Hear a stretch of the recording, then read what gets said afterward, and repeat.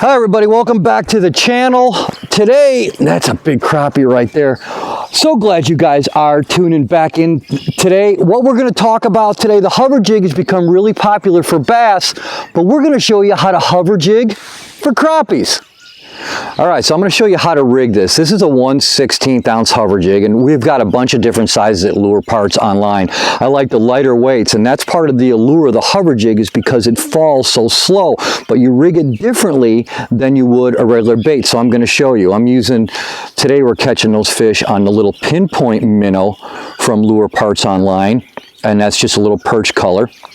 And so what I'm going to do is I'm going to start back on the head like so, and you want to make sure you're in the middle of the body, and then you're going to thread it up on the hook. Make sure you stay right in the middle there. Okay, now once I have that, then I'm going to push it back into the bait as far as I can, and then I'm going to take the front of it and push up and over, and then I'm just going to snug it up on there, and there you go, and that's it. That's exactly how you want it. Now, what's going to happen with this is as it's falling, every time it's just going to fall a different way. And what you're going to do, and we're going to show you that in a minute, is you're just going to pump your rod tip a little bit, makes it look like the bait fish is trying to get away, and then it just kind of fades and hovers. And remember something about crappies, they usually feed up. So with this falling so slow and doing different movements every time you do that rod tip, it's a great triggering aspect. You're going to catch a lot of crappies on it. Let me show you what I'm talking about. There you go. Another nice crappie here. Look at the size of that thing. Awesome. Neat thing about that hover jig, man, he really ate that thing. Hook went in and out. There you go. Beautiful crappie right there. Let me show you something on this hover jig. So when this thing is falling, what I'm doing with it is you're basically popping the bait. After you throw it out there, you just let it sink, okay? And when that bait sinks, it is literally just, I have to re-rig this thing just because he really tore it up, but it's just sinking kind of nonchalantly on its way. You twitch the rod tip, and then it comes up, sinks back a different way, and every time you do something, it moves a different way. And that's what really draws the strike. As we said before, the crappies are feeding up. They see that minnow coming down, you twitch it up, it falls this way, you twitch it up again, it falls that way, and they just come up and engulf it. This is really, it's really become a very popular bass bait, but please do not think that that's the only thing it catches. It is deadly effective, as you're starting to see on crappies. He whacked it good. He whacked it good. Come here. Oh, yeah. All right. Come here.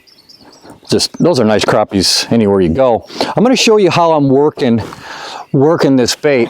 So we're actually just shooting over here. We're casting over here at these overhanging trees. This is on a steep bank, but it doesn't matter. Wherever you locate the crappies, here is exactly how I'm going to work this. So I'll make the cast out. And that's a 1/16 ounce head, so I'm going to let it sink just a little bit. And then what I'm going to do, if you watch my rod tip, all I'm doing is real nice and easy. Nothing hard. I'm snapping it. And when I snap it, that makes that bait go back and forth. It's that simple. And then I'm just letting it sink.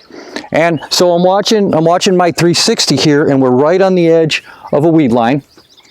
And that's what I'm doing. I'm throwing up to that weed line, letting that bait sink down, and then making that retrieve on it, and just like so. I'm gonna let it sink, and what you're gonna be doing is you're just watching the line, because a lot of times you'll just see the line jump.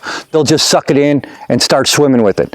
And if they don't, then just make that simple retrieve like so, let it sink, and do that all the way back to the boat. Yeah, you ate it. Oh, there's a real nice one there. That's a real nice one there. Oh, okay. Man, if we were keeping these, we'd already have a good start to dinner with the way they're going. Absolutely beautiful fish. See ya. Oh, there we go. One thing I want to show you about the area that we're in right here is there's a lot of grass in here, and there's still the shallow bay, there's still some crappies back in here. And another nice thing about about the hover rig is that it does come through the grass relatively well. So even when you snag up on some, you can usually just pull it free. It breaks free, and the crappies are going to come up and eat it. So you can fish this jig basically from shallow all the way to when the crappies get suspended out on the weed lines. And when you have a nice day like this, when the wind's not blowing, you can easily watch your line. The line jumps, reel down, they're usually swimming with it, simply pull back and you hook the fish. Just another great way to catch big crappies. Just remember, when you're using the hover jig, you can use any crappie rod that you have. You can use a 6.6 medium light walleye rod, anything that's going to throw those small hover jigs. Now, the rod that I built for it is built on an MHX blank. It's a DS823. It's a 610. It's actually a drop shot rod, but it works fantastic for the hover jig. I've got the microwave guides on there, and that always helps me make farther casts with light line.